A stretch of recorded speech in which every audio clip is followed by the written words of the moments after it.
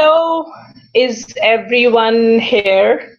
Hopefully, I'm a little early, but just trying to test out everything, make sure everything is working.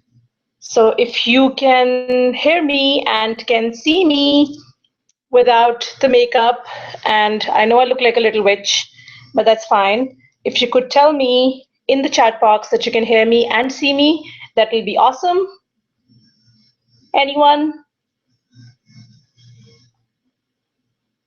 I know we're still 3 minutes early, but those of you I know who are here, and I am really, really sorry. I cannot even express how sorry I am for those who showed up early because of the mess up in the email. So if you can see me or hear me, it'll be great if you can tell me that you can see me and hear me.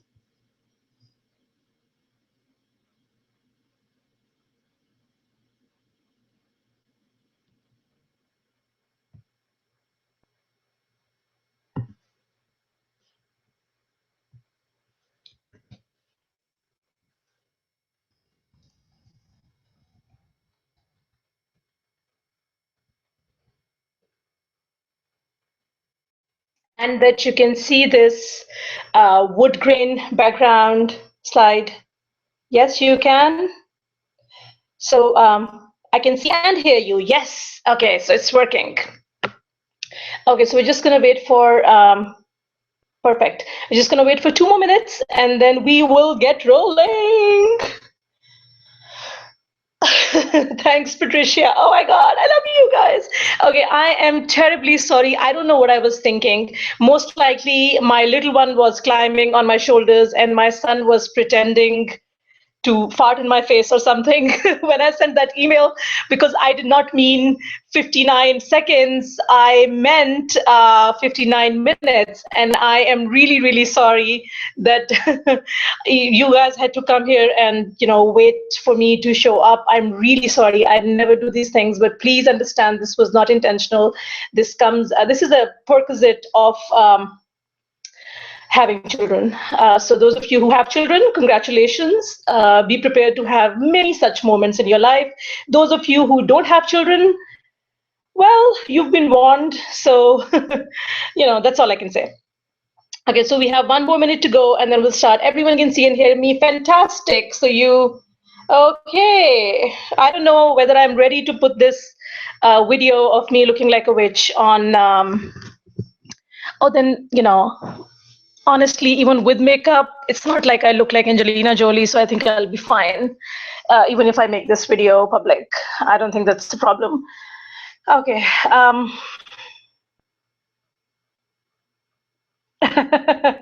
Oh, thanks, Laurie. I'm really sorry. No, but I know there were about 75, 80 people who were online, and I'm really sorry that I had to put you guys through this.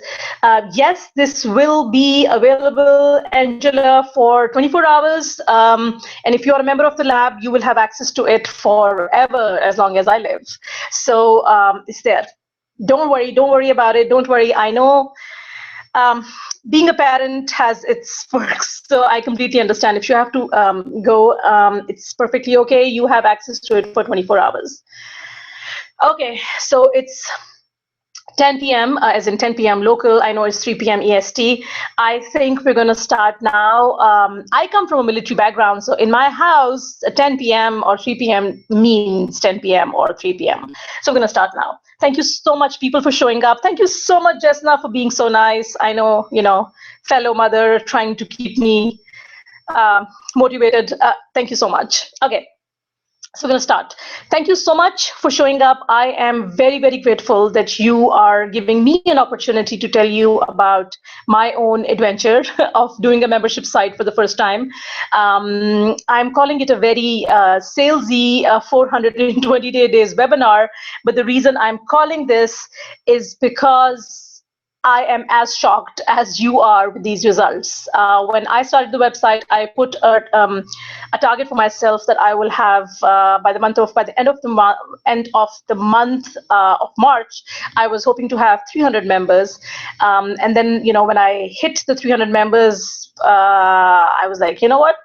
Let's shoot for 400, and I did get it. So, and it was, I'm not going to say it was easy, but it was not as hard as I thought it would be. And I really want to share with you everything that I've done so you can do the same. So this is the idea behind the webinar. As I promised on my registration page, I'm not going to take forever to talk about who I am. If you're here, you most likely have an idea who I am. And if you don't, you can always read my about page. I am not going to waste your precious time talking about who I am. I really do value your time like I value the last piece of candy in the house. And that's saying a lot. If you know me, I'm the sort of person who people have a sweet tooth. I have an entire sweet mouth. So when I say that I value your time more than the last piece of candy in the house, trust me, it means you are dear and near to my heart. So I am not going to waste a lot of time. I'm just going to spend about 5 minutes talking about my intro and my not so exciting life story. I'm not going to tell you how awesome I am. I'm going to make fun of myself and my husband, poor husband. I'm going to spend 45 minutes talking about the meat and potatoes of this webinar. Now, I just want to warn you, when I put this together, I really wanted to give you everything. So I am hoping I'll finish in 45 minutes, but it's possible that it may take longer than this. So you still have access to it for more than 24 hours, for about 24 hours. You can always come back and watch this, but please don't kill me if it goes on beyond 45 minutes, because I have a sneaking suspicion that it will. And then we'll have a Q&A for 10 minutes. Okay, I would also encourage you, and as you see me and my beautiful family, I'm just going to give you also one warning. This is very information extensive. I wanted to keep it simple. I didn't want to overwhelm you, but I also didn't want to hold anything back. So there is a lot of information, so do grab some coffee if you can. You will definitely need it. And again, you may want to watch it, once or twice to get all the ideas. So this is me. My husband is an accountant. Myself, my name is Bushra Azhar. I'm the founder of the Persuasion Revolution. I am an accountant turned banker turned academic turned consultant turned online entrepreneur. Now, it could mean that I am talented, or it could mean that I'm just confused. It's up to you how you see it, see this. And I've been running TPR, the Persuasion Revolution, for about 10, 11 months now, and I'm having a blast. That's all. So we'll just play a little game. Like I said, I have 5 minutes to talk about myself. I've already gone through about 3 minutes, so I'm just going to take 2 minutes to play this game. It's called Three Truths and a Lie. You see 4 statements on the screen. One of this is a lie and 3 are truths. So I don't know how to operate. I didn't know how to operate a computer until the age of 22. I never get sick. I eat more than my husband. He's almost 6 feet, and I'm a huge Bob Dylan fan. So which one do you think is a lie? I am just curious to see what you think about this, because one of these is a huge lie, and 3 are statements that are absolute truths. Cross my heart. So just curious to see which one do you think is the lie. So just drop your guesses in the chat box and let me know which one do you think is the lie.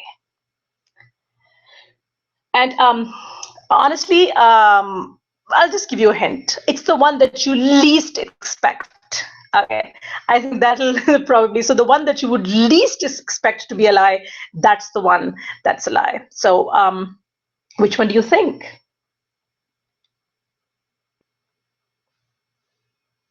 And yes, my husband is almost 6 feet. So yeah, I don't know whether that's a good thing, but yeah. Okay, so 2, you never get sick. 2, that's a lie. Bob Dylan.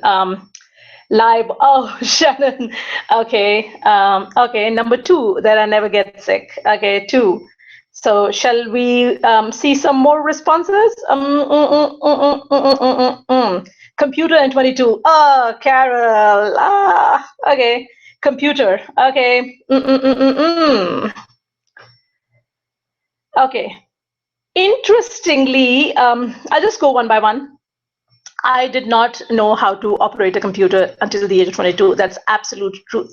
And the first time I actually approached a laptop, I was like, how do I even operate this? How do I even start this? and and it was interesting because I did not take any computer classes. I did not learn from anyone. Everything that I know about computers 100% is self-taught. So I'm very proud of the fact that I didn't know how to operate a computer until the age of 22. I'm sorry, Carol and Karine, you are wrong. Okay, number two, I never get sick. Yes, that's absolute truth. I never get sick. I'm sorry. I know you hate me for this, but I don't. Sometimes I do want to get sick just so that someone can take care of me. And the only gotten sick in the last 3 years, I really wanted my husband to take care of me, and he was not here. So, he tried to give me some TLC over the phone, but it didn't really work. So I hardly ever get sick. Number three, I eat more than my husband. Yes, I do. That's a sad fact of my life. I can absolutely smash him in any eating competition. And I don't care whether he's 6 feet or he's a man or he weighs 200 plus pounds. I don't care. I can definitely eat more than him. So yes, the fact that I am a Bob Dylan fan is a lie. And actually, that's not the lie. The lie is that I am not a music person. And I know, I'm the lamest person alive, but I don't listen to music. I don't understand what I'm supposed to do when I listen to music. So I am not a music person. I don't know. I know everyone hates me for this. So please don't hate me too much. Okay, I am so glad. Thank you so much for playing. Let's get into the meat and potatoes. So we're now going to talk about how I got 400 members in 28 days and how you can do the same. Okay, now the backbone concept, and I've been holding this back for months now, but I really want to share this concept with you, and I know that a lot of people do not agree with me on this, but this is literally the backbone of my membership site and actually most of the work that I do. And this is an article that I want you, once you're done with this webinar, I want you to Google this webinar, not this webinar, but Google this article and go through it, and you will absolutely love what this person has to say. This concept or this article is called 1000 True Fans. And the concept is that you don't need millions of people to create an impact or to make a good living. If you are the sort of person who really enjoys what they do, if you enjoy the art and the craft more than the actual business end, then you only need 1000 true fans. And if each of those fans spend 1 day's wages per year to buy from you, you have a very sustainable and somewhat passive income model. Now, that 1 day wage could be anything. It depends on who your ideal buyer is. It depends on, and that 1000 number is also relative. It could be 100, it could be 500. The idea here is that when you want to excel in your business, when you want to do the work that you're meant to do or that you want to do, you don't have to be the next Oprah. You don't need to be the next Oprah. You can just create your own small tribe of true fans who would buy anything that you put out. And they are so close to your heart, and you are so close to their heart, and your art is so close to their heart that they would buy anything you put out. And this is the idea that I am using to create my own business. And this is the idea that I would encourage you to look at. Don't adopt it if it doesn't work for you, but do look at this concept as a backbone of your membership site. You don't need to have 10,000 members. You don't need to have, 4,000, 5,000 members. You just need to have a very tight-knit community of your true fans who believe in you, who will buy anything from you. And this article is called 1000 True Fans, and you can check it when you Google it. It will be the first result. It is by the ex-editor of the Wired magazine. His name is Kevin Kelly, and I think it's the best thing that he's ever written. And it completely resonates with me. So that's the backbone concept behind this. And there are many different ways to do this, but I just want to share with you my vision on what the Persuasion Hacks Lab is going to be. I do want to, and I know that a lot of people in the lab or in the lab, they really love the fact that it's a very close-knit community, and that's exactly how I want it to be. They're not just true fans of my work, they're also extremely interconnected with each other, so they support each other in their work, in vision, so it becomes a very tight-knit community of 1000 people. And that's why my vision is that I want to cap the Persuasion Hacks Lab at 1000 members. I do not want it to be a 5,000, 10,000 member community, because then that fails the entire purpose.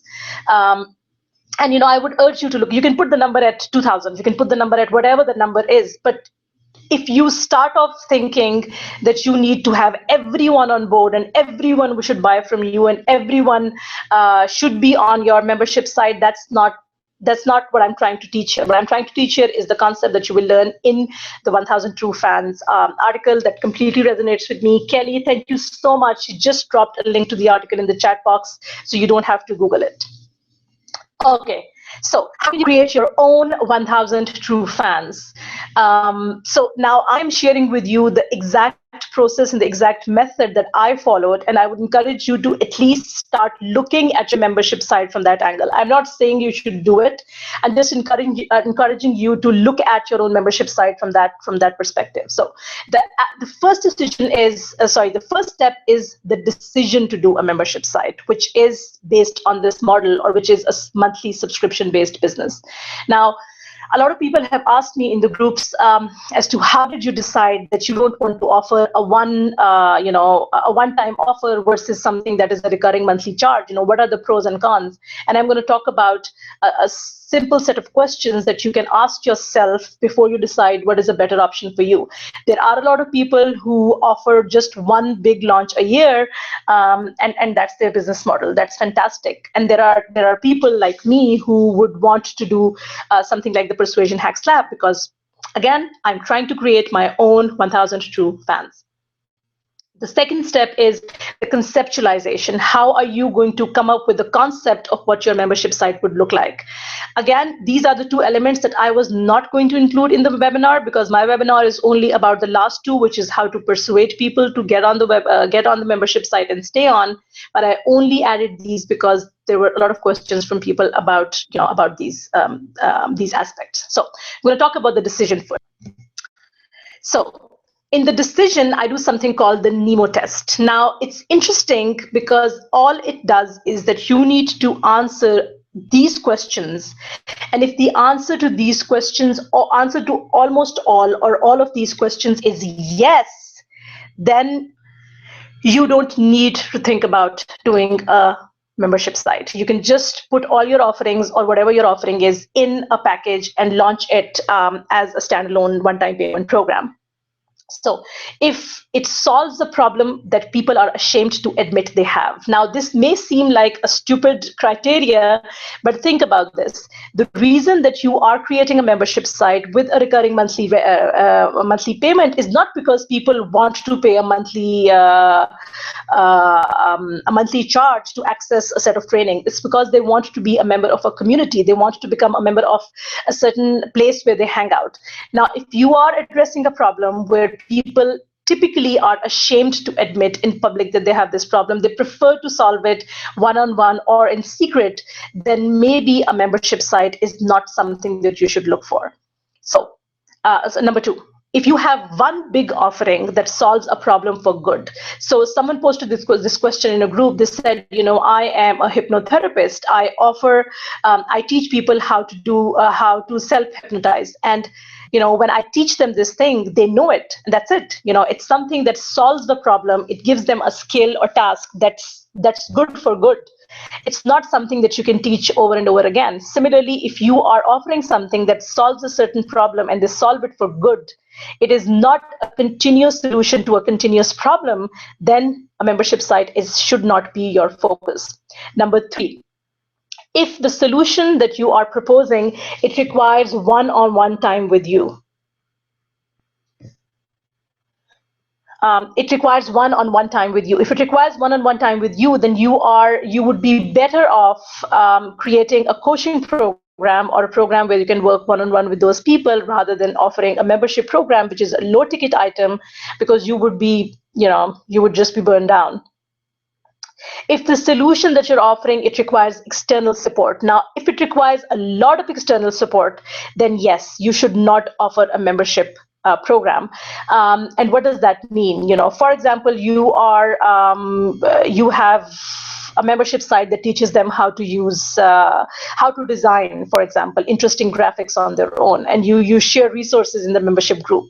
But if that whatever you're teaching them, it requires a lot of external support. They still have to work with a developer to put it up. They still have to work with, I don't know, it is set up in a way where they still need a lot of external support.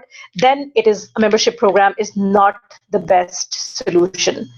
Your offerings are too big or too extensive or too unrelated to each other to bring them under a single umbrella. So if you are offering too many different things, you're offering them solutions or offerings that are very, very different, very, very diverse, and you cannot bring them under one overarching umbrella, then again, it's best to offer them standalone rather than bringing them under one membership program.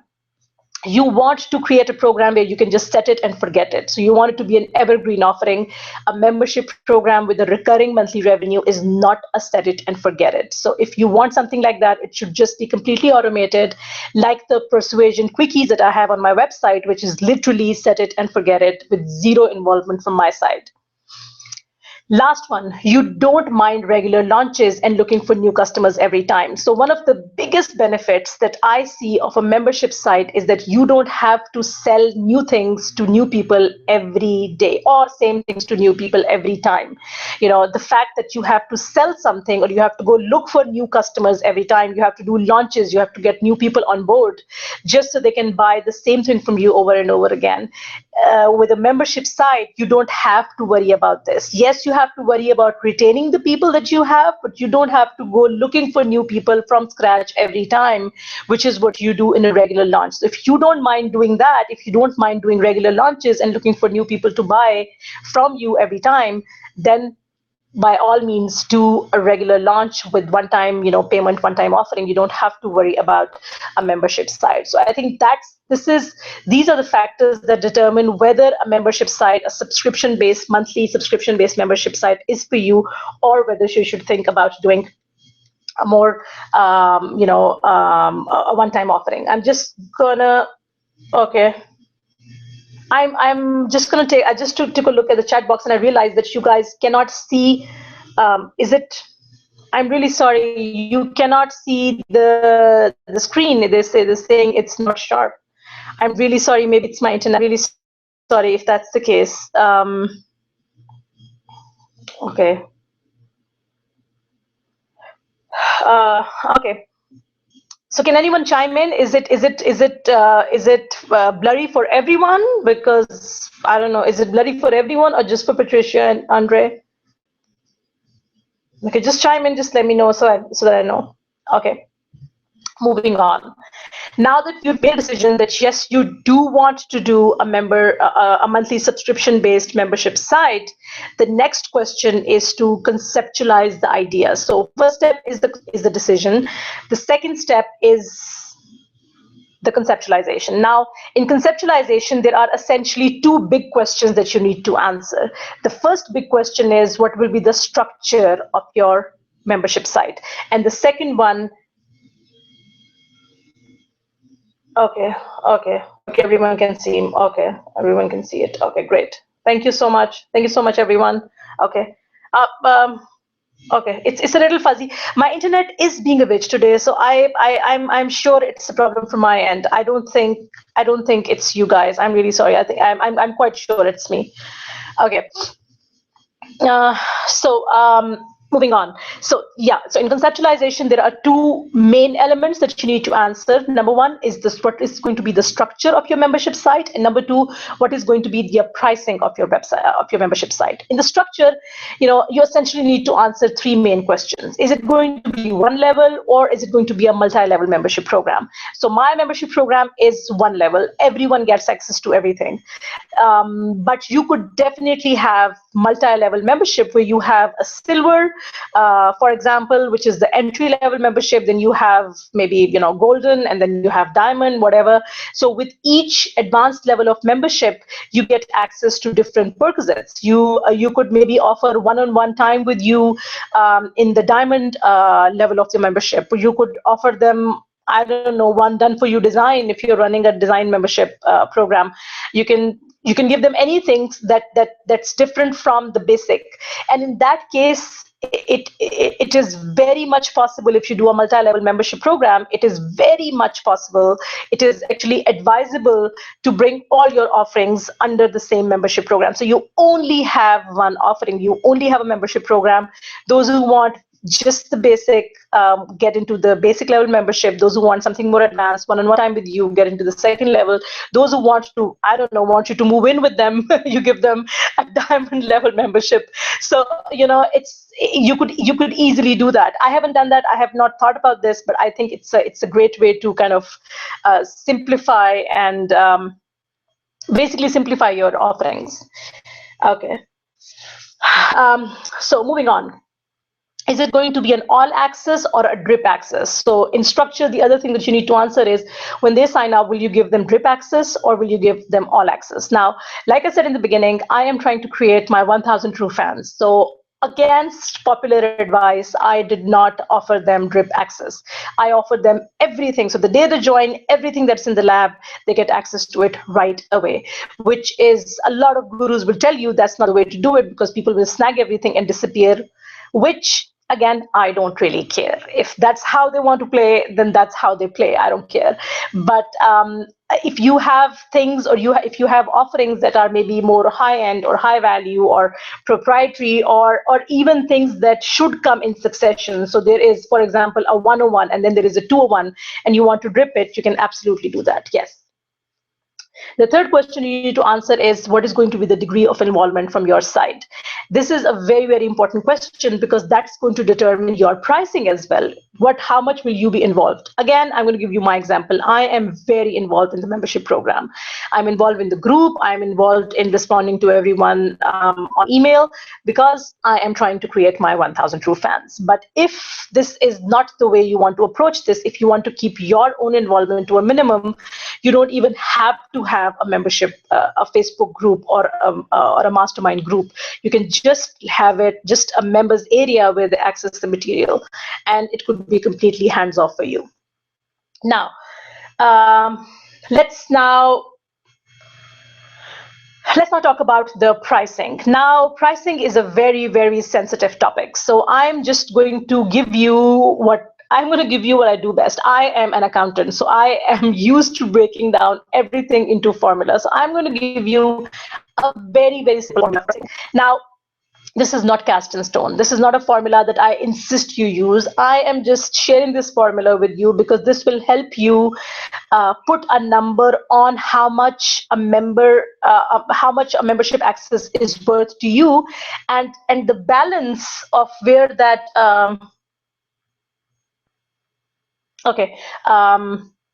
and the balance of which is a good price point. So normally when you do pricing, the first thing you need to do is to arrive at a baseline number, and you can scale up and down from that number based on a variety of different factors. So this formula is going to give you that baseline number.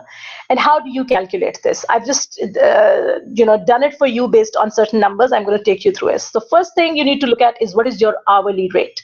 Now, this is the hourly rate that you charge people.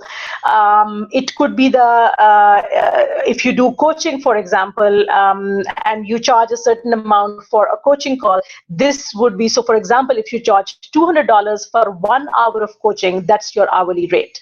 If you charge, say, I don't know, 1,000 for a website that takes you 5 hours to put together, again, your hourly rate will be 200. So just put a number here, which is your hourly rate that you charge people. So it will be hourly rate multiplied by the number of hours that you want to work on the site per week. So depending on how many hours you want to spend on the website, working on the website per week, put it here, and be realistic. Be realistic in the sense in what you want to do, and then stick to it. So for example, let's say you want to work 10 hours or 20 hours a week on that membership site, and this means creating content. This means participating in the mastermind group if you have any, and then you multiply that number by 52.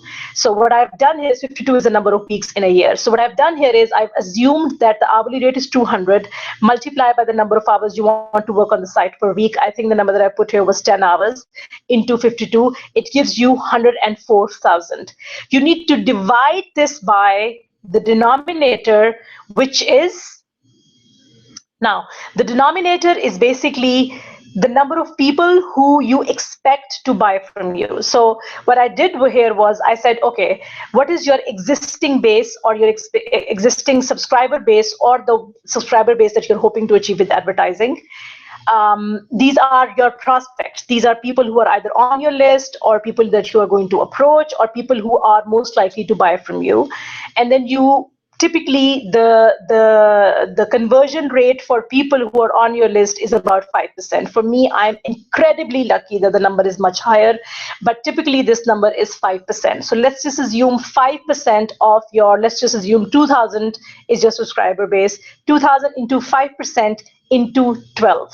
So when you divide your 104,000 by the denominator, which is 1,200, it gives you a number which is $86. $86 per month. This is the number that you should consider your your base point pricing. Now, you will scale it up and down based on certain factors. It will scale it up and down based on who your ideal buyer is and how much is her financial muscle. You will scale it up and down based on your market that you hang around it. Whatever the other players in your market are charging, and you will also scale it up and down based on your other. So very simple formula. It will help you. I'm not saying you should just take this number and run with it. Take this number and then scale it up and down based on whatever other factors are important for you.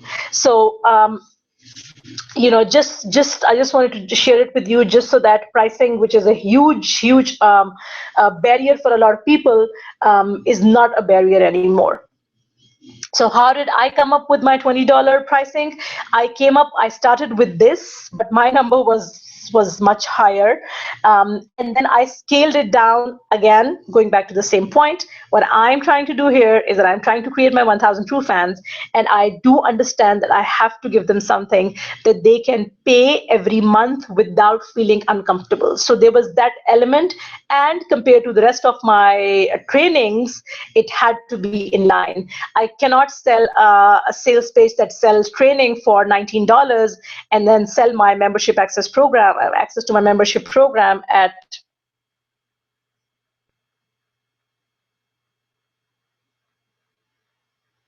okay.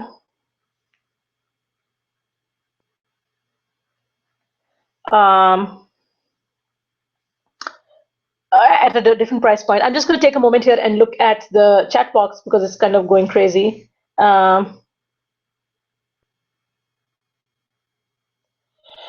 Okay.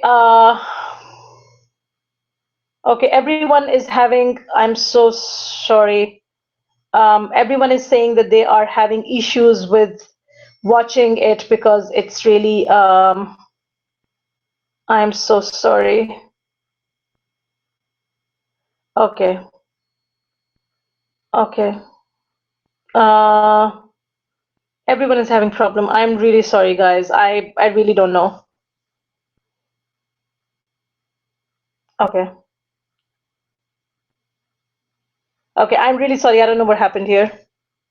With the internet, everyone is seeing it fuzzy. I'm really sorry. I will try my level best that to make sure that the webinar is okay. Here's my promise.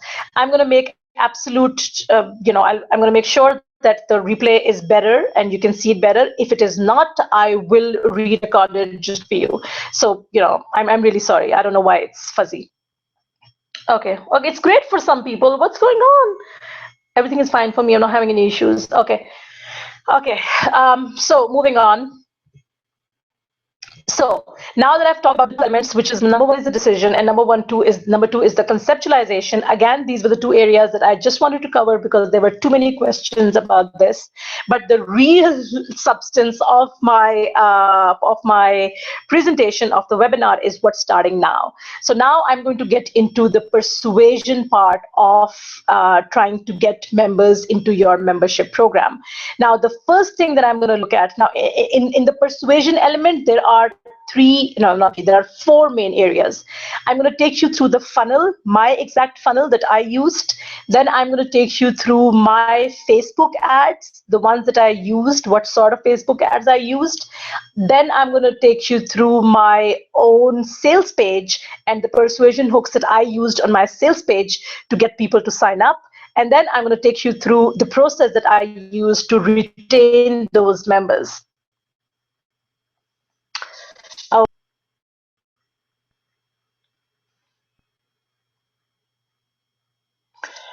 So the first thing that we're going to look is the persuasion sequence. Now, what is a persuasion sequence? A lot of people would call it a launch, for example, and a lot of people would call it an autoresponder sequence. I like to call it a persuasion sequence because the way I see this, it has three distinct phases. The first phase is the priming phase. Now, in the priming phase, you don't talk about your membership site at all. You talk about it in a very off-the-cuff manner, just to kind of in a full disclosure type of tone, but you don't talk about it, you don't pitch it at all. You're only priming those people, preparing them mentally to receive your actual pitch. The second phase in the persuasion sequence is the actual pitch. And then the third phase, the last phase, is the follow-up. Now, I'm going to talk about just a little bit about what I do in each phase. So just a little, okay, so just a little background on, no background, I'm just going to take you through the funnel that I created for the PH Lab. So the very first thing that I did was I primed them to attend a webinar. So I I had 3 webinar. I called it Ask for the Sale Bootcamp, which was a 3-day webinar that happened on the 4th, 5th, and 6th of March, or 3rd, 4th, and 5th. Okay, somewhere, yeah, it's either one of these. And in these 3 days, all the emails that went out to my list before these webinar were only priming them for the webinar. There were 3 emails that went out to them asking them to sign up for the webinar, and I will show you the emails that I used so that you understand that it's not just a sign up for my webinar, I'm doing a kick-ass webinar, come sign up for my webinar. No, it was not that kind of email. Even when you're asking them to sign up for a webinar, you need to understand that you're priming them to the eventual objective, which is that they buy the PH Lab, or not the PH Lab, buy your membership program. So don't send your priming emails. I know that we're trying to prime them for the webinar, but don't ask them saying, oh, here's a webinar, I'm doing a kick-ass webinar, come sign up. I will show you what you can do so that it comes across as if you're doing them a huge favor. But what you're doing, you're just priming them to attend the webinar. So I sent out 3 emails to do this, plus the webinar reminders. So this was my priming sequence. Then the pitching sequence. So what happened was they signed up for the webinar, they showed up for the webinar. It was 3 separate webinars on 3 separate days. Obviously, I made the most sales on the first day of the webinar. So because that was the first time that I pitched. And it was interesting because there is one lovely person that I absolutely I don't know, my heart is with this person. Her name is Shannon, and she bought the PH Lab even before I started my first day webinars. I was like, this is what I mean. This is the kind of love that I'm trying to create, and I would highly encourage you to, I don't know, she's lovely. Okay. So when they showed up for the day 1 of the webinar, I did the webinar, I delivered. I would like to think that I delivered a lot of great value, and then I pitched on that webinar. Once I pitched on that webinar, I had a lot of sales. I had 100 people buy in the first 30 minutes. It was unbelievable for me. I couldn't believe it. So that was fantastic. And you know why that was so fantastic? Not because I'm awesome. I would like to think that's because I'm awesome, but no, that's not the reason. The reason it was so was because when I was priming them to sign up for the webinar, I was giving them value. So I will show you the email that I sent them. Then when they came up for the webinar, I gave them value. So it was just literally so much giving that when I finally made the pitch at the end of the webinar, they were like, you know what? this, I think your brain would tell you that this has to be a decision that is in your favor. So you can't not make that decision. So we pitch on the webinar, and after the webinar, you send them a replay email saying, this is the replay, available 48 hours, you can access it anytime.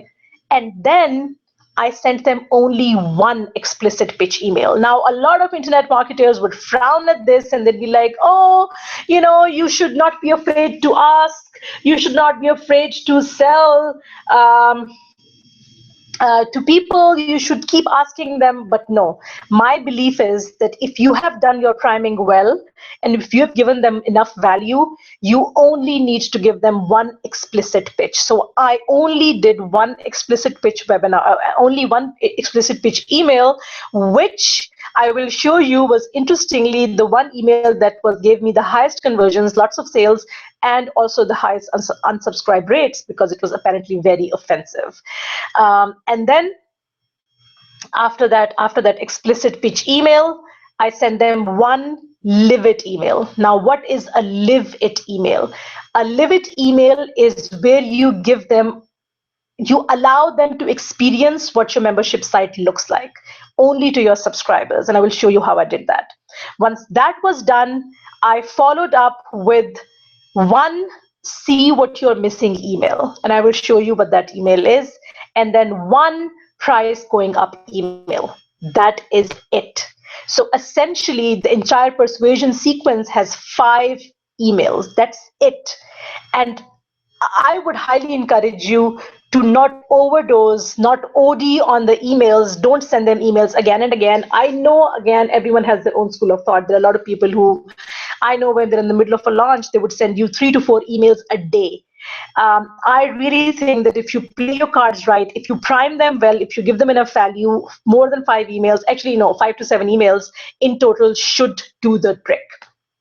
So now I am going to take you through these emails. What are those 5 emails? So email number 1. Now here I'm trying to prime them to sign up for the webinar, but I'm not saying, hey, I have an awesome webinar, come sign up. No, I'm sending them something called a business blunder series. So I said, you know what, let's talk business blunders. And this one is the first and the deadliest of the blunders. So I sent them a series of 3 emails outlining 3 business blunders, and the call to action in that email was to sign up for the webinar. So the blunder number 1, so these 3 emails went out like this. What was it called? Serious business blunder 1 of 3. Then serious business blunder 2 of 3. Serious business blunder 3 of 3. So 3 emails, all giving them 1 blunder every day. And the call to action in that email is to sign up for the webinar. Now, a lot of people think that when you put together a webinar, people should just, I don't know, jump out of their panties to sign up for your webinar. But that's not true. Everyone is doing webinars. Even when you ask them to sign up for a webinar, you need to treat it as a small mini sale. They're allowing you to kind of talk to them. They're allowing you to sit there and preach about your great work. So treat it with respect.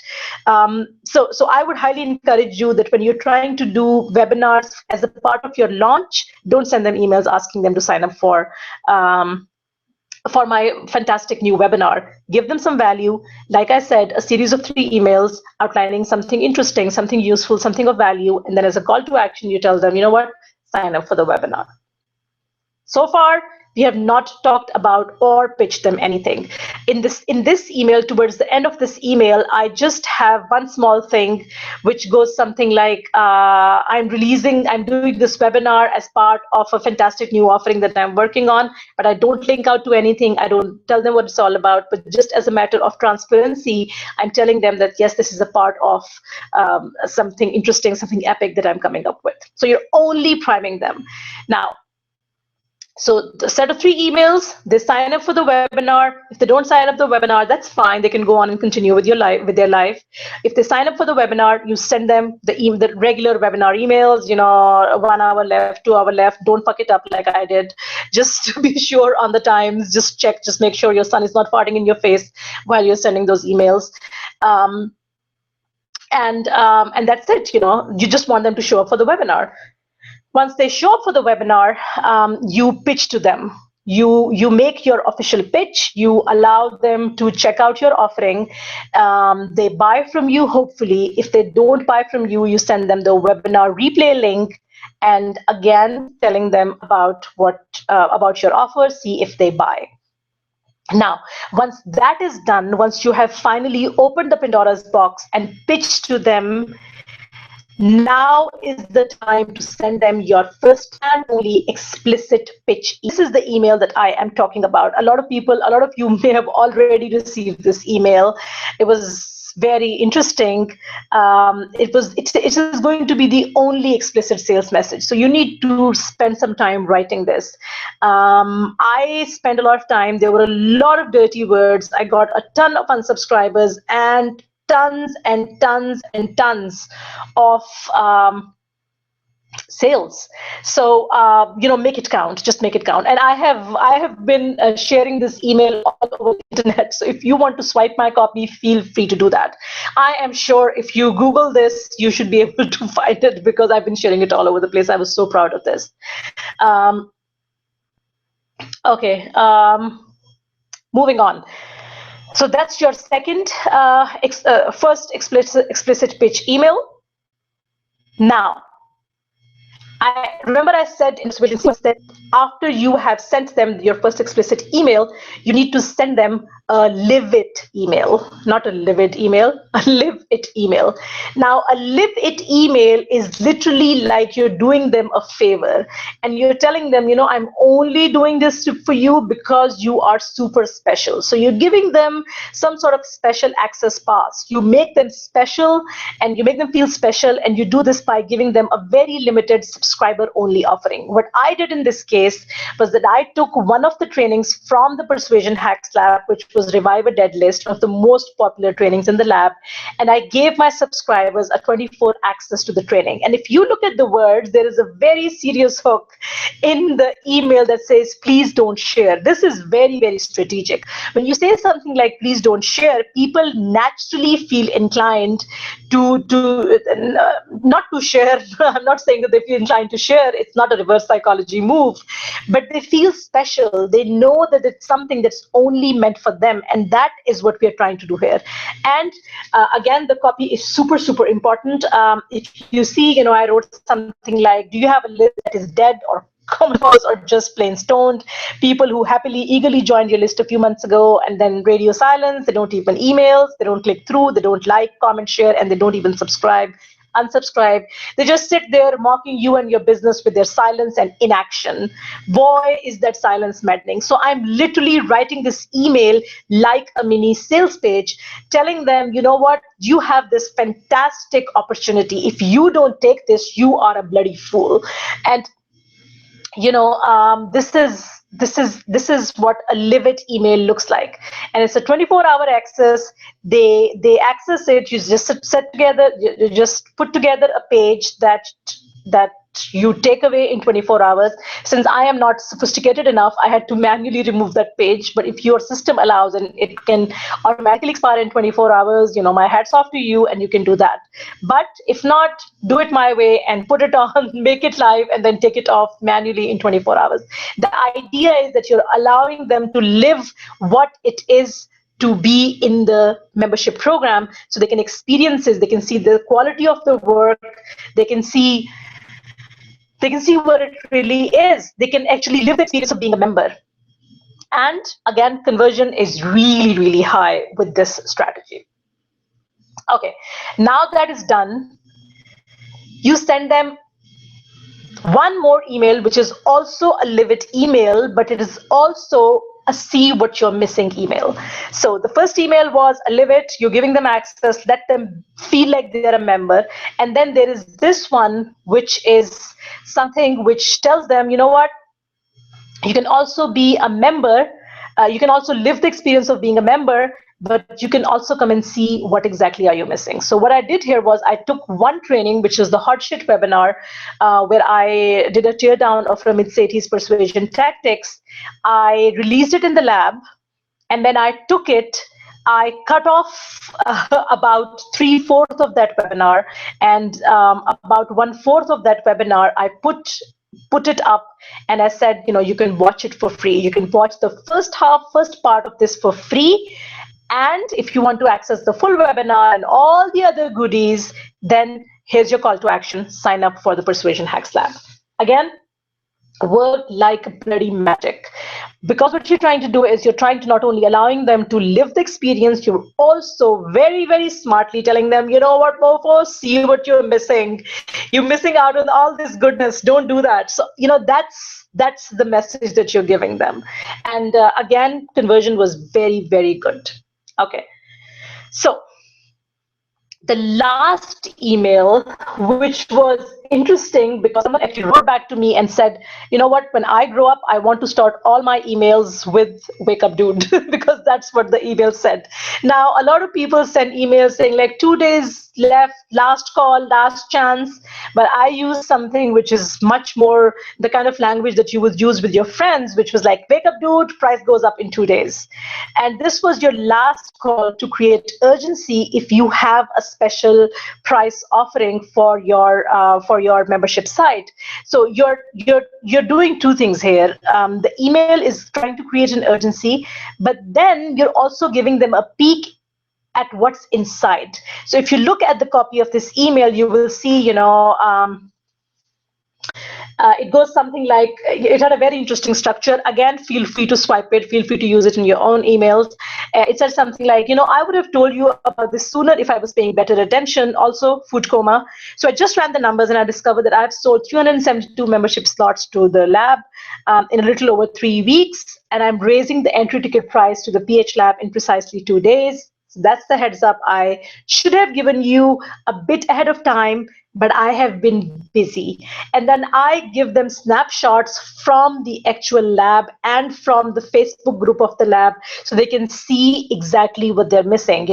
I said something like, I've been busy gushing over this. And then I shared this amazing shout out from Shantani.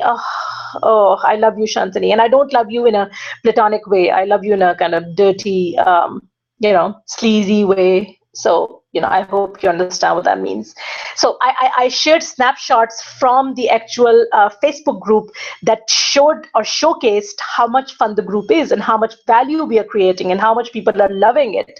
So it was an email that was serving two main objectives. It was creating urgency and was showing them, again, creating a fear of missing out, showing them what they're missing. Again, it had really, really, really good conversions. So that's my persuasion sequence. That is it. It's that's all. That is all you have to. That's all you have to do. You really don't have to do anything more. You may want to spend more work, spend more time and more money on advertising, getting more traffic, getting more subscribers, but please don't think that your sales funnel has to be super complicated, or you have to send out, I don't know, 20 different emails like a lot of people tell you to. You don't have to. If your emails are strategic, if you really give value, that is all it takes. So any questions on the funnel? Anyone? If you have any questions on the funnel, just drop them somewhere so I can see. Okay, no one has any questions from me. You better drop some question in the chat box, or I'm gonna wake up my kids, and then you will see what this what trouble really looks like. Okay. Okay, Shannon, oh, you're a darling. Thank you so much. Oh, Eva, oh, I'm glad you're enjoying this. My webinars are kind of, and it's interesting because this time I didn't even make fun of my husband. So trust me, it's much more fun when I do that. Okay, so no questions. Okay, I will take a look again in another 2-3 minutes. If you have any more questions about the funnel, feel free to ask them, drop them in the chat box. Oh, moving on. Can I take a sip of water? Okay, I will. Of course, I don't need your permission.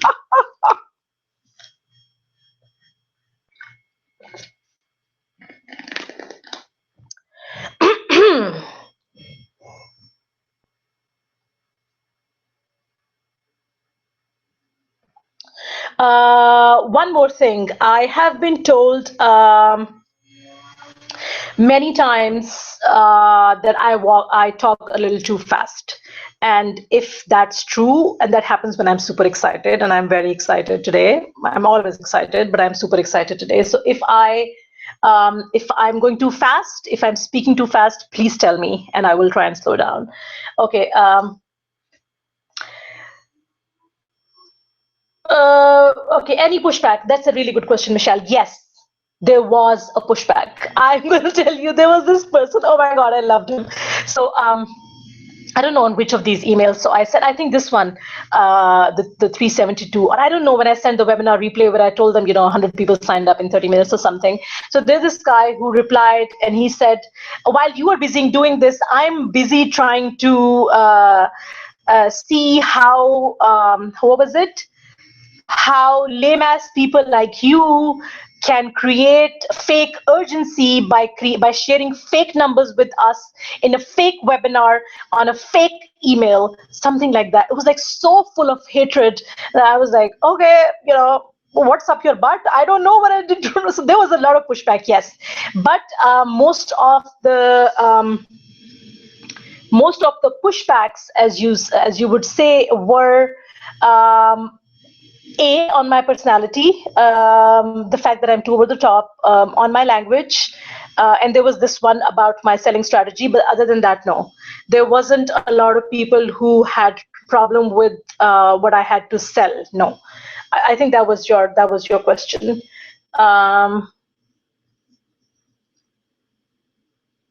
Okay, so any questions?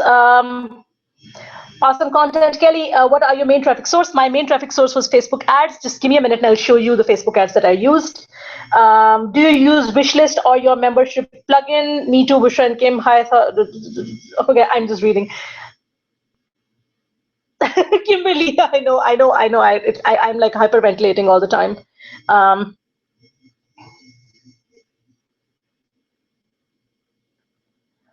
Okay. So Indigo, you said, will you send out slides? Thank you so much. And that you said you loved the webinar. Darling, I will only be sharing the slides with the lab members. I'm really sorry. You have access to the replay for 24 hours, but the actual slides will only be available for the lab members. You said, do you use Wishlist as your membership platform? Okay, I'm going to talk a little bit about the tech.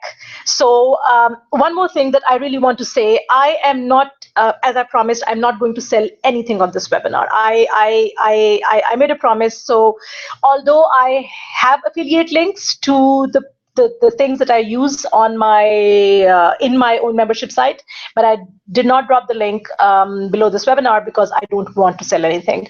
I don't have anything to sell. So I'm just going to take the names for you. My sales pages and my membership pages and my landing pages and all my front-facing pages are done on WP Profit Builder, which is a one-time payment. It's a plugin and a theme. It's beautiful. It works perfectly. And you will see my sales page in just a minute. It's amazing. And it's like $67 and you don't have to pay recurring. That's why I hate lead pages, because I can't stand paying them every month for something which is honestly as ugly as I am when I go to sleep after eating too much. So it's WP Profit Builder is great. I love it. What I use for my membership area, it's called Digital Access Pass. It is a little old-fashioned, but it has great functionality. It works perfectly, and the reason that I use it is because it integrates with my payment processor, which is not very commonly known, but it works for me because I am not in the US or UK. I'm in Saudi Arabia. It works for me. It's called To Checkout. So I use Digital Access Pass to manage my membership area and all the logins and everything, and I use WP Profit Builder to create all my pages and everything. I think that should answer it. Okay. Okay, I'm just going to take a look at the questions. You can swipe everything, whatever, just swipe everything you want. Okay, Michelle, I'm going to talk about retention. Yes, people are canceling. Is there an expected time they're in? I've had some very interesting cases. Okay.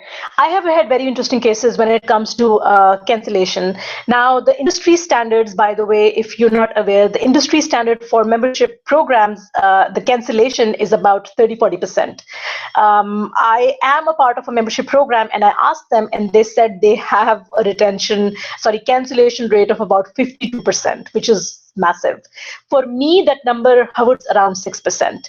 And the people who cancel, there are two distinct categories of people who cancel. There are people who canceled, they emailed me and they said, you know what, we are going through a time in our lives where we cannot follow the material. We don't, we really want to, we love it, but we have these circumstances because of which we don't, we can't continue. And I'm very, very happy when they tell me this. It makes me feel great that it makes me feel honored that they can actually email me and tell me that they love it, but they can't continue. So there's this category. And then there are the other assholes. I have no other better word for them. I told you to bring the headphones, so don't blame me if your kids are listening in. There are people who joined the program at $7. Not many. There were only two people. They joined the program at $7. They logged in about 32 times in 20 days, and then they canceled, which is fine by me. I'm just, I would like to think that it's their right. I allowed them everything. What they probably did was they went to the lab, they downloaded everything, and then they canceled the membership because they didn't want to pay a monthly charge. But there were only two people who did this. I've had cancellations, and my tolerance rate is 20%. So far, it's at 6%, and I am cool with that. But yes, cancellations are a part of membership sites, so don't worry about it. Don't worry. We're going to talk about retention. Julia, I'm going to talk about the Engage Facebook group. Yes. Estimate on cost for DAP. Shannon, I have taken their platinum package, which comes with everything. That's $38 a month. But for one one website with all the membership functionality, but you can't do upsells and stuff. I think it's like $97 lifetime. So it's not very expensive. Okay, moving on. Enough. Okay, moving on. So I'm going to drop the chat now. I'll come back to it towards the end. So now we're just going to take a very quick look at the sales page and the hooks that I use to make sure it does what it is supposed to do, which is to sell. So, okay. So here's the sales page. Now, the one thing that's absolutely important, and I see it missing in so many different pages, so many different sales pages, in all sales pages, but especially membership pages, is that you need to have a very, very strong value proposition. Now, I typically do not, I really want, I teach this to everyone, and I tell people, you know what, you need to start your sales page with a hook. But for a membership program, I figured that it's best to tell them what it's all about. Now, the problem with trying to create a sales page for a membership program is that it's very hard to describe what it's going to be like. The description is hard. When you are selling a certain set of trainings or an ebook or a video course or whatever, it's very easy to define. This is what you get. You get 5 videos, you get this, and it's over. But a membership program has many different facets to it. It's not just the trainings. It's not just the mastermind. It's not just one thing. There are a lot of different things. So it is really important to start your sales page with something which which defines exactly, or at least tries to define exactly, what your membership program is going to look like. So I called it the ultimate shortcut to mastering buyer psychology. It's not terribly creative. It's not very my style, if you ask me honestly, but I realized that I need to take kind of an abstract concept and try to make it as tangible as possible. And that's why I use a value proposition. I encourage you to do the same. Once I did that, the next step that I did here was I took what I call in my own trainings an us versus them approach. So there are many different ways you can structure your sales page. I took an us versus them. I started off with saying, all the gurus out there, let's bust their balls, they're all liars. So that's the way I structured it. You can take a more hardcore approach, or you can make I don't know how more hardcore can you get beyond busting balls, but if you can, kudos to you. I would really want to see your sales page. Or you can make it more gentle. You can start off with saying something as simple as, 5 reasons why you need to sign up for the membership site. Or if you are struggling with the below, then this membership site is for you, or whatever. So anyway, I took an us versus them approach, and then I kind of busted a few myths about what this membership site no how it's different from what all the other people are doing. And then after I talked about this, that's when I made my very first offer. So I took a very firm stance saying, you know what, all these people are liars. All that they're telling you is BS. But what I am telling you is the truth. Now, it does take a little bit of how should I put it? You need to be a little bit obnoxious to take that stance, which I proudly am. And then that's when you make your first offer. Once you have established that you have taken a firm stance against what the others are doing, then you come up and say, you know what, you don't have to do all of this, saying you don't have to, you don't have to, you don't have to. You know what, you can just borrow my brain, you can sexy up your message, you can kick boring in the nuts by joining the Persuasion Hacks Lab.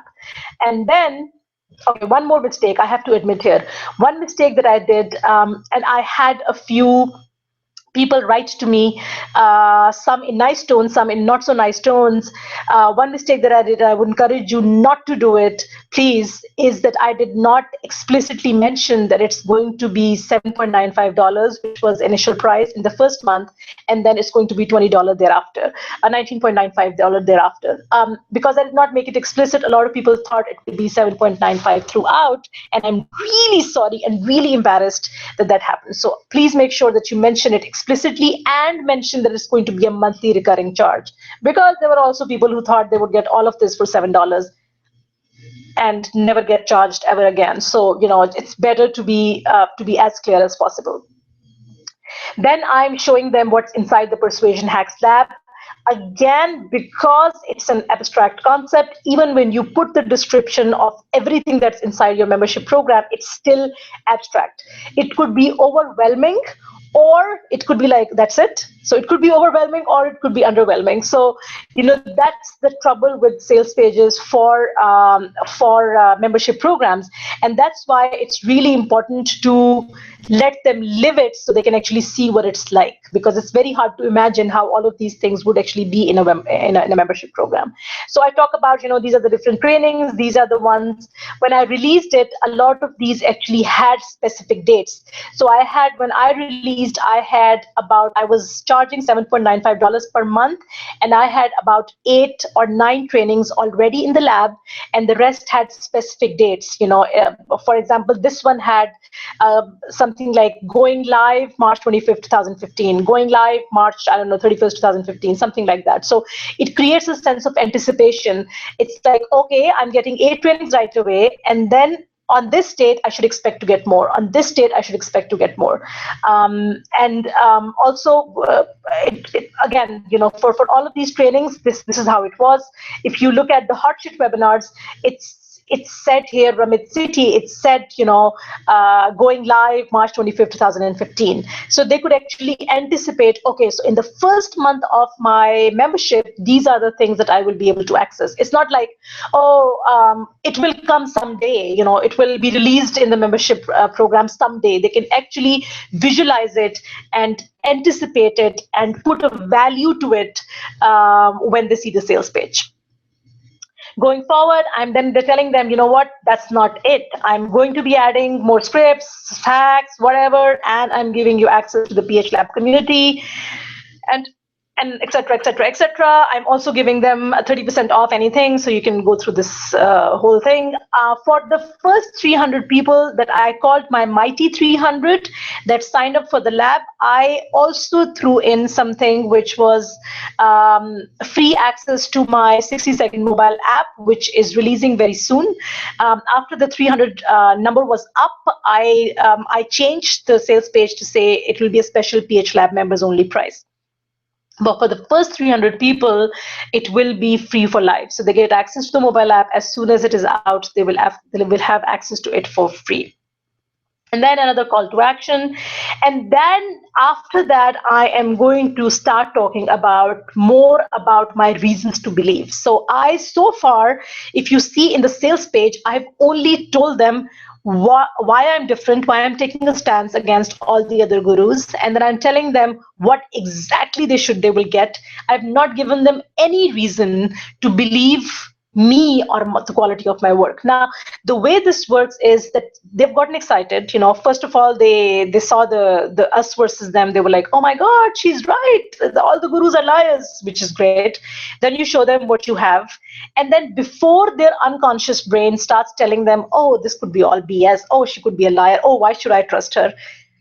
Before it starts thinking, you pre-anticipate that response and you start giving them reasons to believe. You're giving them reasons.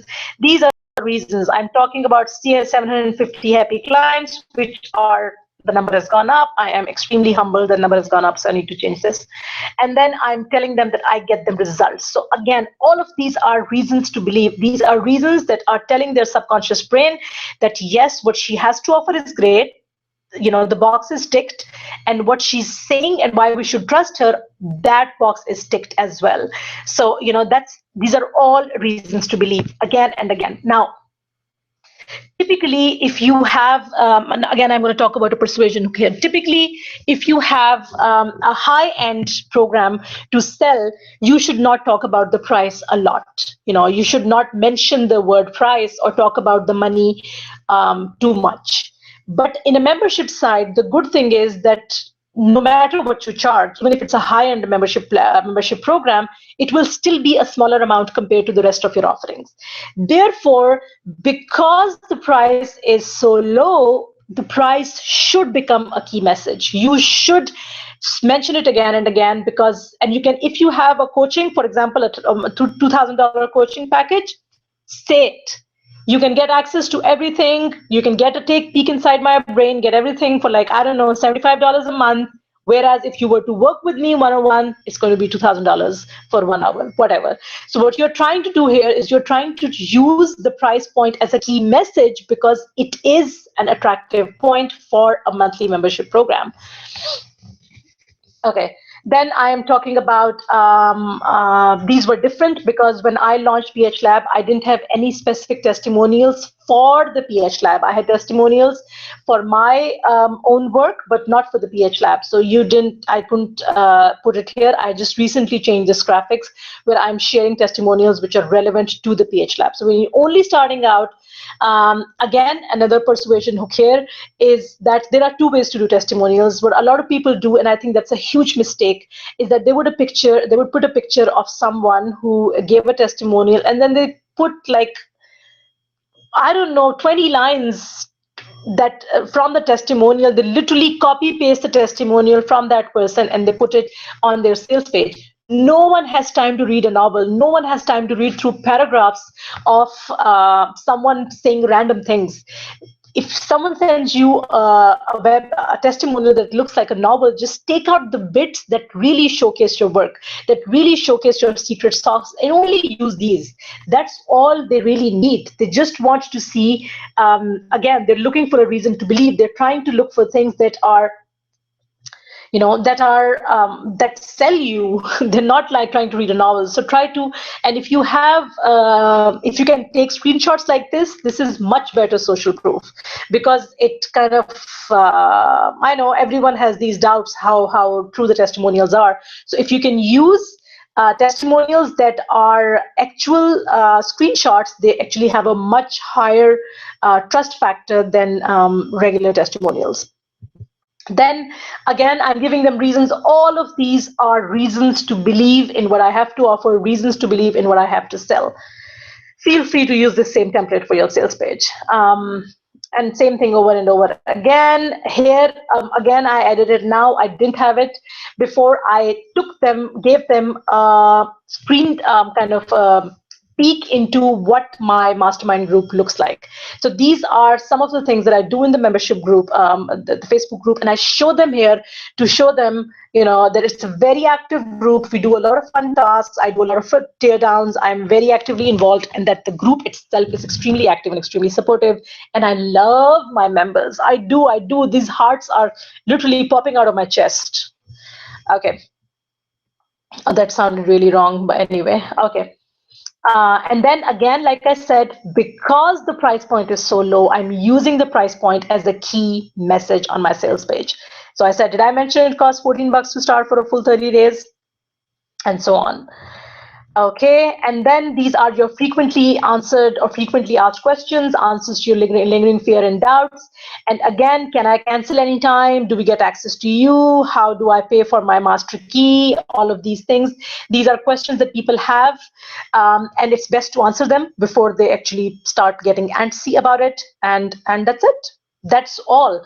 It's a really simple sales page.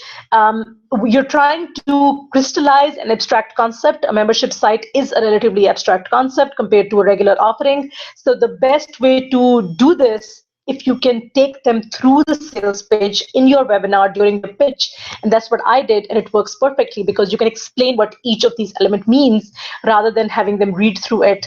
I've had people who read through it and bought without ever taking any of my webinars, and again, I've been very lucky in this regard. But it's an abstract concept, so it's best to take them through it if you can. So I'm just going to take a very, very quick look at the chat box to see what questions I have. Oh, there are no questions. Are there any questions? Okay, and I'm going to go back to my presentation so we can start moving into the Facebook ads.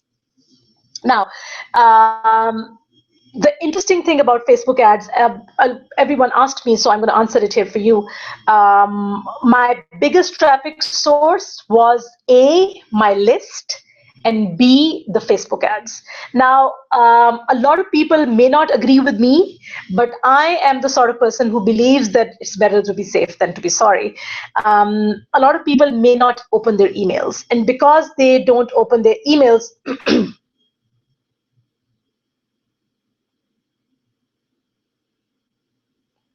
because they don't open they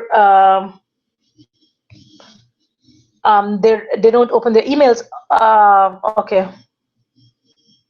I'm sorry. I'm just going to stop here and see the chat box.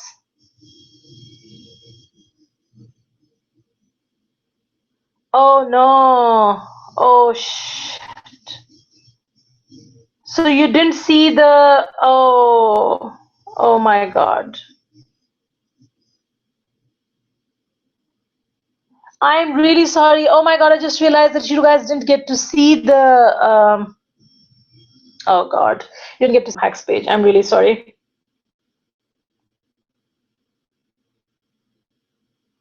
I am really sorry that you had to, wow. Okay.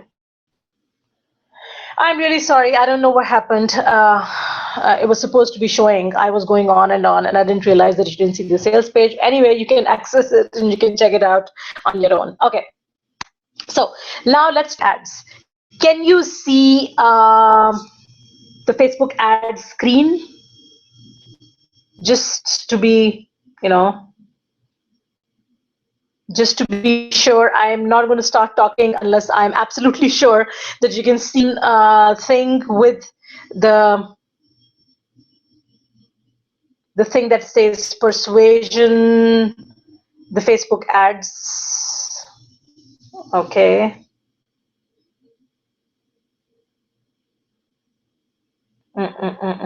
Sorry, guys. I just want to make sure that they're seeing. Okay, very good. Okay. Okay. Okay, I'm really sorry. I was talking like, oh wow, I was talking like a fool. Anyway, I am a fool. So let's just assume that's who I am. Okay, so now we're going to talk about the Facebook ads. So like I was saying, I am of I believe that just because you have someone on your list and just because they open your emails does not mean they will always be inclined to buy after reading one email. So I am of the belief that you should give them a nudge more than once. So the Facebook ad campaign that I created, it ran Facebook ads. Now I spent a total of about $1,500 on total on my Facebook ad campaign. Half of that money I spent to get my signups for the webinar, and the other half I spent on retargeting those people who went to the PH Lab but did not buy. So this is how I structured my ad campaign. There are people who took the webinar. Sorry, there were people who were, I don't know, all over the world. I used targeting. I will show you the Facebook ads that I used. I All I was trying to sell them was to get them to the webinar. And when they got on the webinar and they bought from me, that's great. They are off the hook. They don't see my ad, hopefully, anymore. And then there are those people who actually came to the webinar or maybe didn't come to the webinar or came from my list. They went to the PH Lab page, but they did not buy.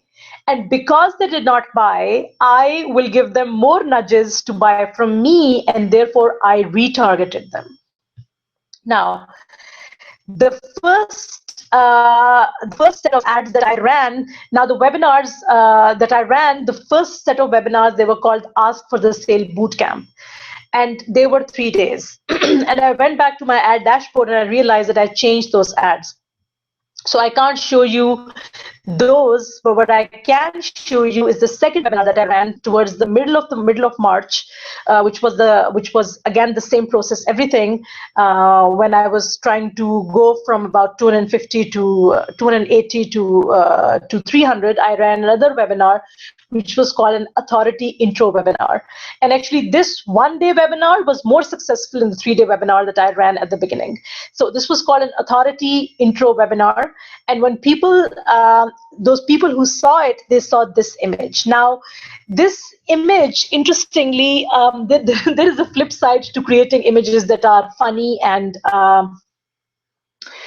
interesting. The good thing is that because people like it so much, they share it. This was shared like, I don't know, 72 times. So because this is a nice image, because it's funny, because it's talkable, people will share it and they will click through. But the flip side is that a lot of people will like it just because it's funny, and every time they like it, you get a hit.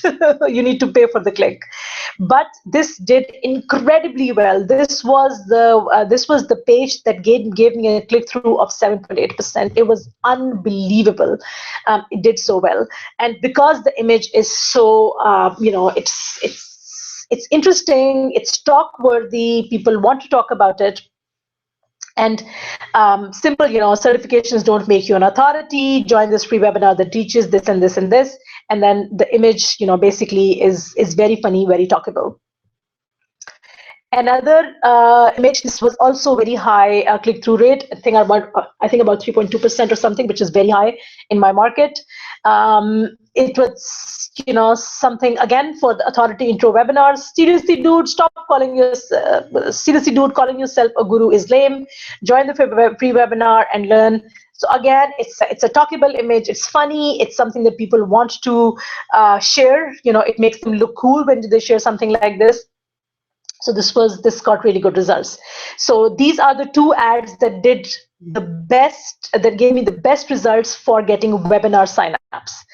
Now, I'm going to now show you the retargeting ads. So the people who watched the webinar or came from any other source and went to the PH Lab page and did not buy.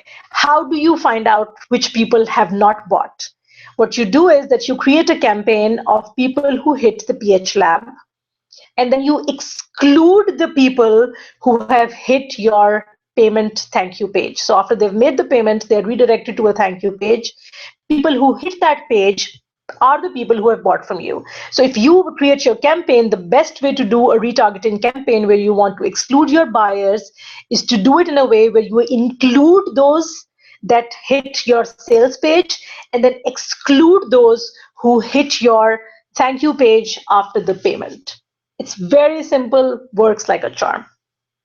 Now, this image that you see here is the one that I changed in the last 3 days of my the last 3 days of March. So it started off as something like, did the cat eat your credit card again? Because why else wouldn't you have signed up for the crazy price of $7.95? Now, in retargeting ads, when you're trying to encourage or nudge people to buy from you, make sure that you mention that you know they came and they didn't buy. Don't try to play innocent. Don't try to play as if you're just don't try to write the copy of a retargeting ad like the copy for a regular sign up ad. You have to tell them that you know they came to your sales page and you know that they didn't buy from you. Therefore, you know that they're being stupid assholes and therefore they should listen to you. So this is what the purpose of a retargeting ad is. This was again tremendously successful. The click-through rate was not that high because I don't know, it wasn't that high. It was about 1.5%, but whoever clicked through actually bought. This is also one of the ads that I used in my retargeting ad. Persuasion Hacks Lab is open and your master key to the lab is waiting. Again, you're creating a sense of like it's a special invitation and the master key is waiting and they should drop everything and just come. And then again, same thing, did the cat eat your credit card again? And you're giving them, you have an all access pass at 7.95 and you would be a stupid, dumb, I don't know, someone to not be taking advantage of this offer. So these are the 4 most effective ads. 2 of these were ads for webinar signups, and 2 of these were ads for the actual for the retargeting campaign. Again, I did not spend, okay, by my standards, I spent a lot of money, but considering how much money I've made, I think there was a really, really good return on investment. So I would encourage you, depending on your price point, depending on how many people you're trying to engage, I would also encourage you to divide your Facebook ad budget equally between the sign up for your whatever your launch sequence is, webinar or training or whatever, and the retargeting. If you're not doing retargeting, you're seriously missing out. Okay. Okay, so what was the CTR on the second webinar Facebook ad? I think it was about 3.2%, but it was, it didn't get a lot of clicks because not a lot of people liked it as much. But the first one, it had a high click-through and it had, tons of shares and tons of likes and tons of comments because it was such an interesting image. Okay, so we've come to the last part of the webinar where I am going to talk about the retention. So you have seen the sequence, you have seen the sales page, which you have heard about the sales page. You didn't see the sales page, I'm really sorry. And you've seen how I've structured my Facebook ads. And now I'm going to talk about the retention. So like I said in the beginning, there will always be people who would take advantage of an early bird offer. There will always be people who will come in with the intention of taking your stuff and maybe not being your 1,000 true fan, which is absolutely okay. That's a part of the business. But there will always be people who come in they join as really, they really want to benefit, they really want to become a part of the community. And if you don't nurture them enough, they would leave just because they don't feel loved. And that's what a membership site, a subscription-based site, really all boils down to. People want to belong to a community, they want to feel nurtured, and you need to nurture them. And that's the whole idea behind retention. So there are different ways you can retain them. There are different ways you can work on the nurturing part. I'm going to share with you some of the snapshots from the Facebook group just to show you how I do it in the Facebook group. So the first order of the day is that if you have a Facebook group or if you have some sort of a membership platform where they can interact with other members, your first order of the day is to make sure those people who are your members actually come and join that group. Now, I have about 425 or 430, something like that, total people in the PH Lab, and only 250 are in the Facebook group. And I think that I can definitely work more on my encouragement to get them to join the Facebook group, because once they're in the group, they really get to live the community spirit. Because I know that once they're in the group and they see how the group dynamic is and how much people help out each other and how much I hang out in the group, they really will the community. The other reason that you would want to encourage them to join a group or a mastermind, if you have it, is to lower buyer's remorse. Now, everyone will have some sort of buyer's remorse. No matter when we buy something for $5 or we buy something for $500, once we spend the money, we will feel that we have done some sort of stupid mistake. And this is something that we need to try and avoid. Now, one thing that I really want to tell you about, and this is something interesting, and because it's such an interesting part, I was saving it till almost the end. When I started the PH Lab, I had shitty design. I can't even express how shitty it was. It was literally just a list of all the links to all the different trainings. And I'm not going to say that a lot of people left because of that, because I didn't, I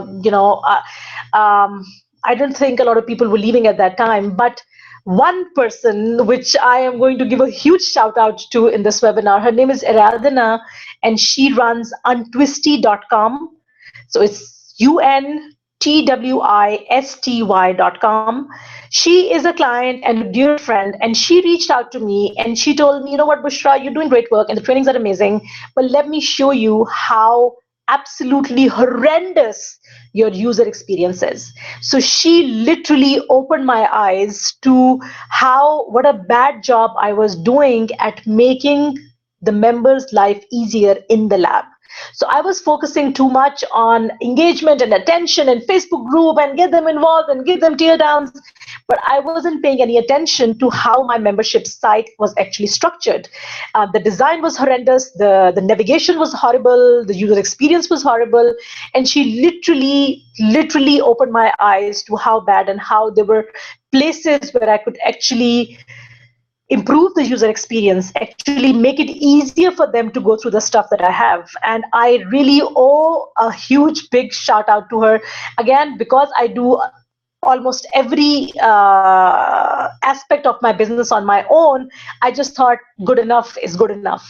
But really, when it comes to retention, when it comes to giving them an experience, user experience is definitely very, very important. So if you are running a website, or if you are, for example, you have a page where you have a very high bounce rate, people are coming and they're not staying, they're moving back, maybe it is a problem with user experience, and you definitely want to check her out. She has really interesting website audits, user experience audits, and if you tell her that I sent you, I promise you will get a great rate. Again, I have absolutely no financial involvement with anything. I'm not trying to sell you anything, but I'm just sharing with you how her advice on user experience actually transformed how my lab looks today. So I was like, I have to do something about it. It really does look horrendous. And, she was kind enough to tell me how bad it was, and it really opened my eyes. So as part of the retention, you need to think about user experience. And if you need her help,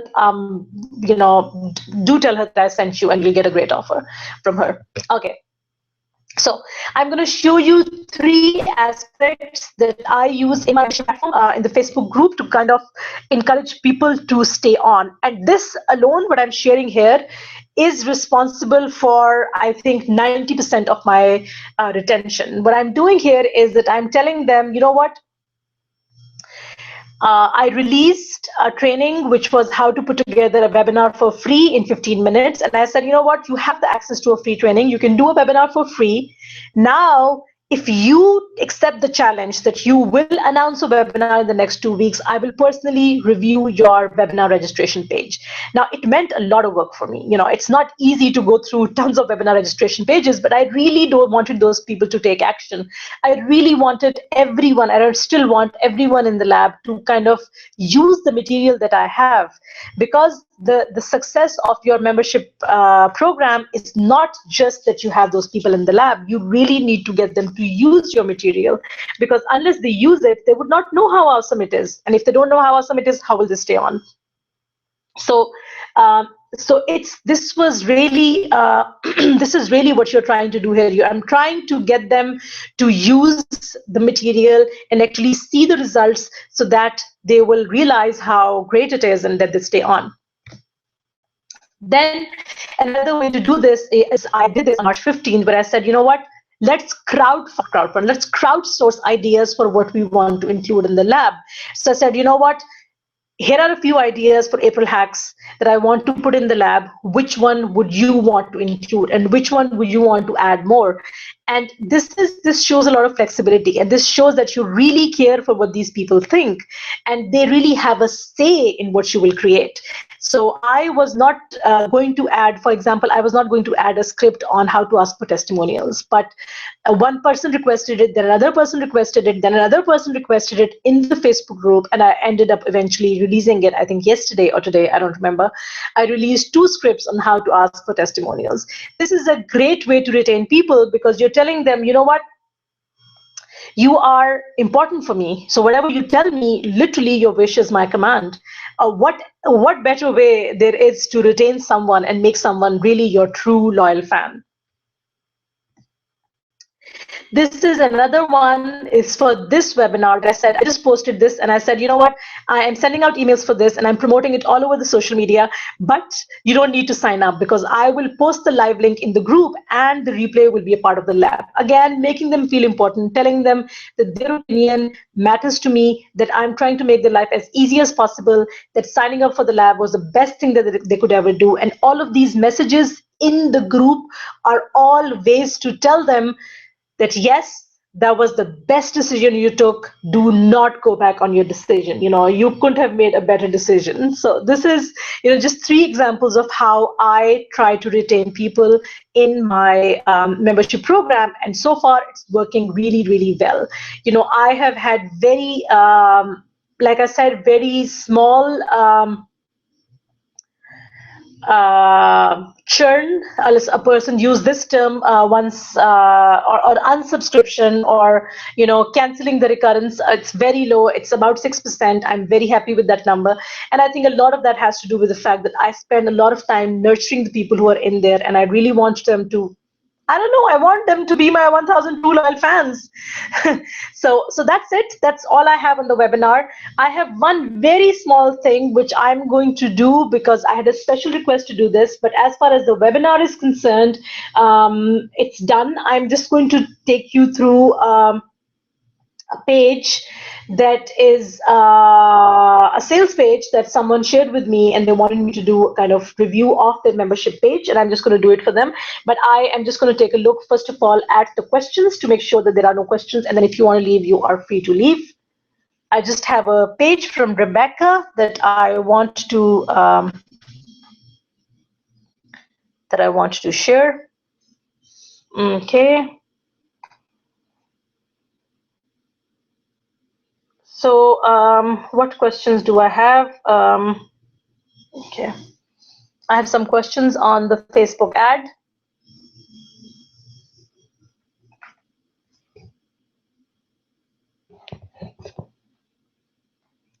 Okay, Indigo, when doing webinar Facebook ads for your webinars, who or what interests are you targeting, or did you not target that much? I've heard varying thoughts on this. Okay, no, I did absolutely target. I targeted by countries, I targeted by pages for webinars, and I also used lookalike audience. So the images that you see here, I use them for many different interests. So yes, I targeted many popular pages that I know that my ideal buyer hangs out in, and then I also used a lookalike audience, which is a custom audience that I created based on my own list. So I took my own list, the email addresses from my list, I uploaded it, and I created lookalike audience based on that list. So that's how I targeted. I targeted all these people. So yeah, that's it. Are there any more questions? Aradhana, I'm glad you are blushing. You will look super cute, I'm sure, when you blush. Laurie, not the best design, yes. Okay, thank you so much for your honesty, I know. Okay, thank you so much, Cynthia. Okay, I'm really glad you guys enjoyed this. I think that's all there is to the questions. I'm just going to now make sure that I don't mess this up. And go to, what was I supposed to go to? What was I supposed to go to? I was supposed to go to this, but I'm supposed to, am I supposed to share this? Just please, sorry, give me a minute. Yeah, screen share. Okay, yes, sure. Okay. So this is a sales page that I got a request on from Rebecca, and she wanted me to can you see Rebecca's page? If you could, if you are seeing this, could you tell me that you can see Rebecca Allen's Cake Business School?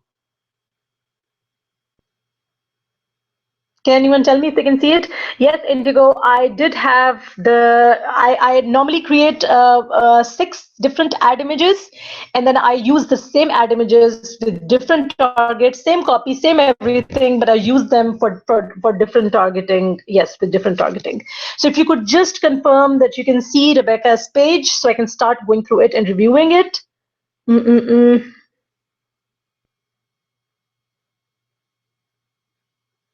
Okay, so Sean is saying yes, so I'm hoping you can.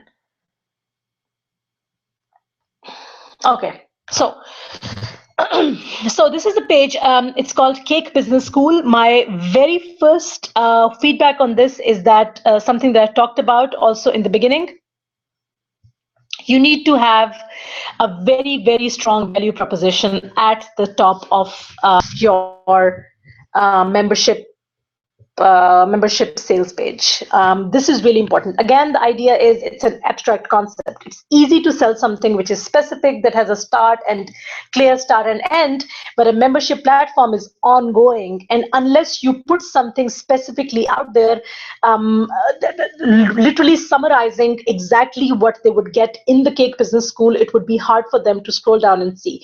Before you start getting into the pain points, before you start describing what this is all about, it's really, really important for them to see what they get. Okay, I don't know what happened here.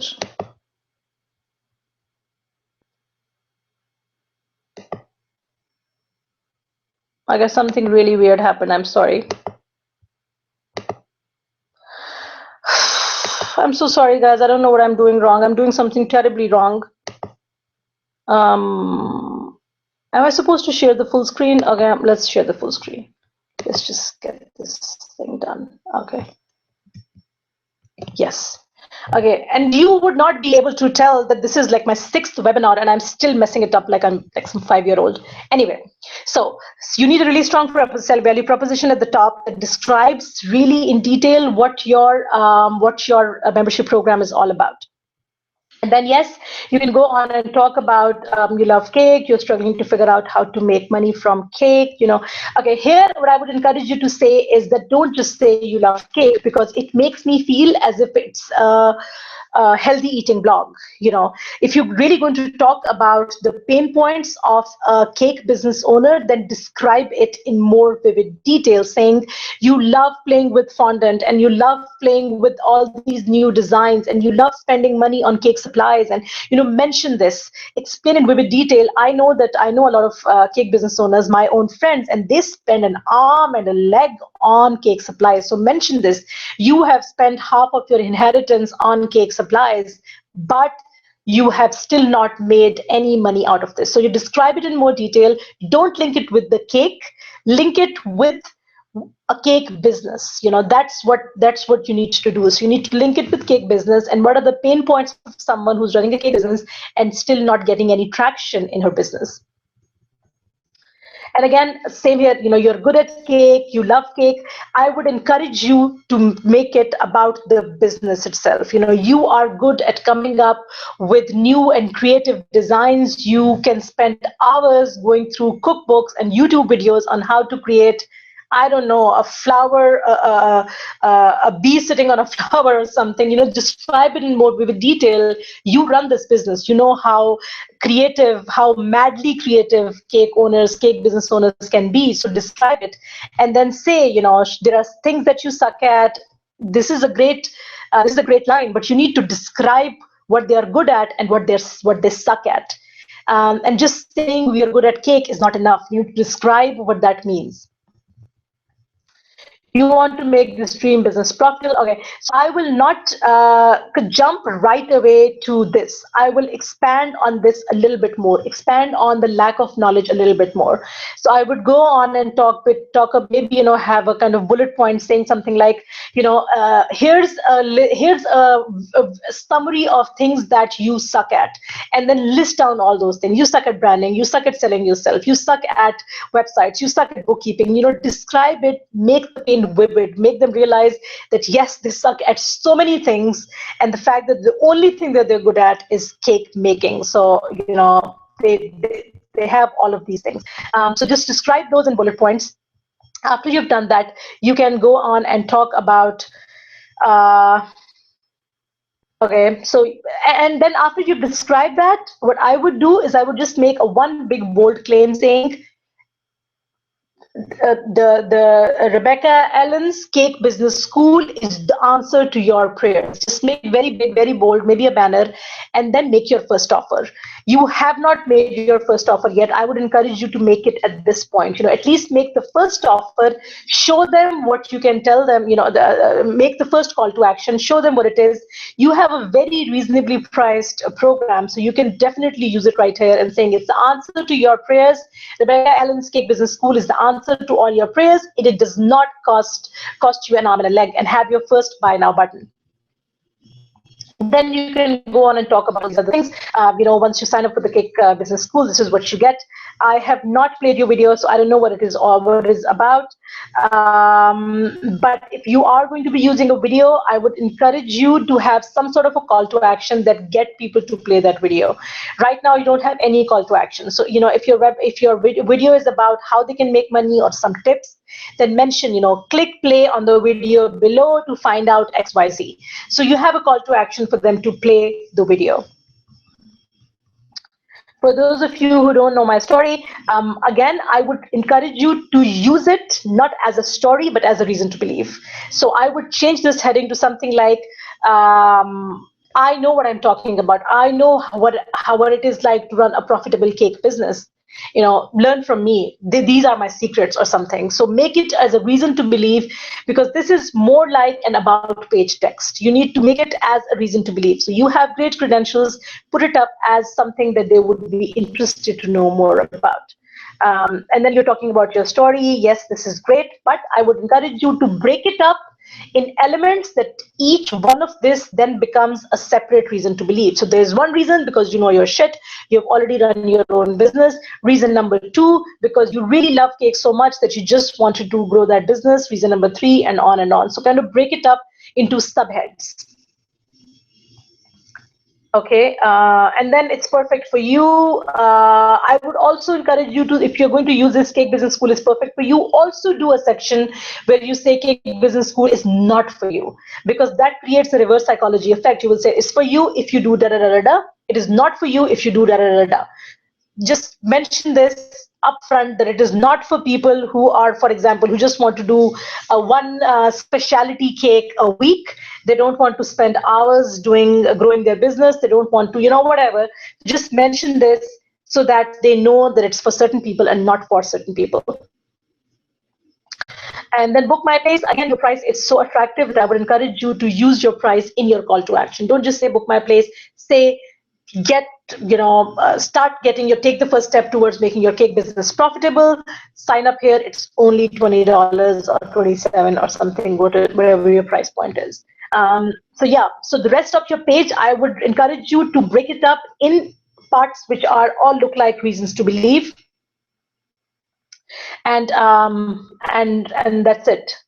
Just break them up. Then you're describing what it is all about, which is great. You're giving them, call them something sexy. Don't call them the techie stuff. Call it something sexy. What you can do, I like this. So module 1, how to find your customer. This is great.